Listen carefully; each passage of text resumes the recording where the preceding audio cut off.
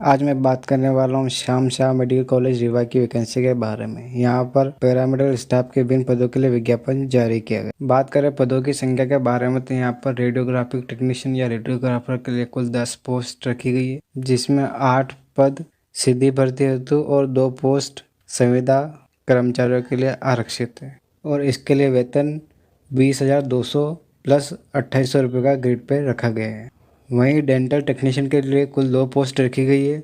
वहीं इसके लिए सैलरी भी 20,200 प्लस 2,800 रुपये का ग्रेड पे मिलने वाला है। डार्क रूम असिस्टेंट के लिए कुल 3 पोस्ट रखी गई है, जिसके लिए सैलरी 20,200 प्लस 1,900 रुपये का ग्रेड पे मिलने वाला है। लैब असिस्टेंट के लिए कुल 6 पोस्ट रखी गई है, जिसमें सीधी भर्ती हेतु 5 और संविदा कर्मचारियों के लिए 1 पोस्ट आरक्षित की गई है और इसके लिए सैलरी 20,200 प्लस 2,800 रुपये का ग्रेड पे रखा गया है। वहीं TB and chest health visitor के लिए कुल 2 पोस्ट रखी गई है। इसके लिए सैलरी 20,200 प्लस 2,400 रुपये का ग्रेड पे रखा गया है। फार्मासिस्ट के लिए कुल 18 पोस्ट रखी गई है, जिसमें सीधी भर्ती हेतु कुल 15 पोस्ट और संविदा कर्मचारियों के लिए कुल 3 पोस्ट रखी गई है और इसके लिए सैलरी 20,200 प्लस 2,400 रुपये ग्रेड पे रखा गया है। रेडियोथेरेपिस्ट टेक्नीशियन के लिए कुल 3 पोस्ट रखी गई है। वहीं इसके लिए सैलरी 20,200 प्लस 2,800 रुपये का ग्रेड पे रखा गया है। ओटी टेक्नीशियन के लिए कुल 1 पोस्ट रखी गई है। वहीं इसके लिए सैलरी 20,200 प्लस 2,800 रुपये का ग्रेड पे रखा गया है। लैब अटेंडेंट के लिए कुल 27 पोस्ट रखी गई है, जिसमें से सीधी भर्ती हेतु कुल 22 पोस्ट, वहीं संविदा कर्मचारी हेतु 5 पोस्ट रखी गई है। 7,440 प्लस 1,300 रुपये का ग्रेड पे मिलने वाला है। ओटी अटेंडेंट के लिए कुल 2 पोस्ट रखी गई है। वहीं इसके लिए सैलरी 7,440 प्लस 1,400 रुपये ग्रेड पे मिलने वाला है।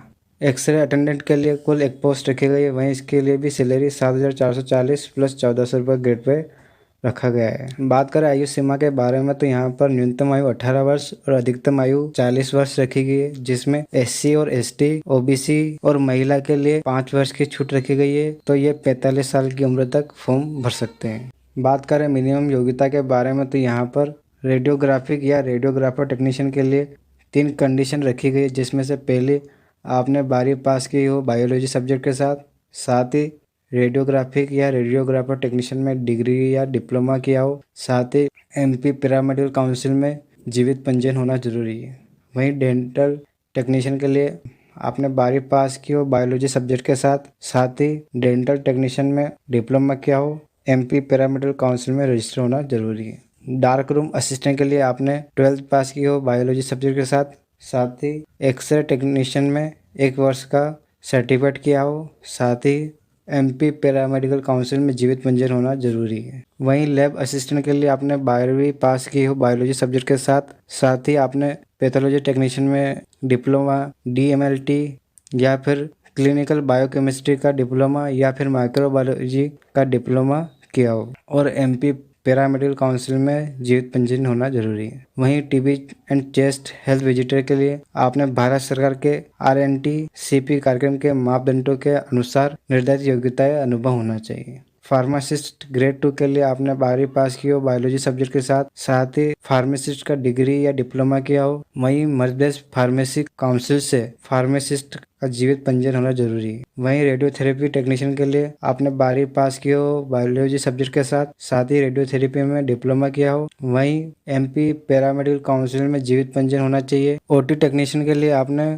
12वीं पास की हो बायोलॉजी सब्जेक्ट के साथ ही ऑपरेशन थिएटर में सर्टिफिकेट पास किया हो, साथ ही एमपी पैरामेडिकल काउंसिल में जीवित पंजीयन होना जरूरी है। लैब अटेंडेंट के लिए आपने 12वीं पास की हो बायोलॉजी सब्जेक्ट के साथ तो आप अप्लाई कर सकते हैं। ओटी अटेंडेंट के लिए आपने 12वीं पास की हो बायोलॉजी सब्जेक्ट के साथ तो आप अप्लाई कर सकते हैं। वहीं एक्सरे अटेंडेंट के लिए आपने 12वीं पास की हो बायोलॉजी सब्जेक्ट के साथ तो आप अप्लाई कर सकते हैं। बात करें परीक्षा शुल्क के बारे में तो यहाँ पर अनरिजर्व कैटेगरी के लिए फॉर्म भरने की फीस 1,000 रुपये रखी गई। वहीं आरक्षित वर्ग के अभ्यर्थियों के लिए 900 रुपये रखी गई है। आप ऑनलाइन आवेदन एमपी ऑनलाइन के माध्यम से कर सकते हैं। इसके लिए लास्ट डेट 22 अगस्त 2021 रखी गई है। यहाँ पर मैंने ऑनलाइन फॉर्म भरने की लिंक नीचे दे दी है और वहाँ पर मैंने नोटिफिकेशन की पीडीएफ फाइल डाउनलोड करने के लिए लिंक भी दे दी है, तो आप वहाँ जाकर डाउनलोड कर सकते हो और ऑनलाइन फॉर्म भी भर सकते हैं। यदि वीडियो में दी गई जानकारी अच्छी लगी है तो वीडियो को लाइक करें और अपने दोस्तों में जरूर शेयर करें। धन्यवाद।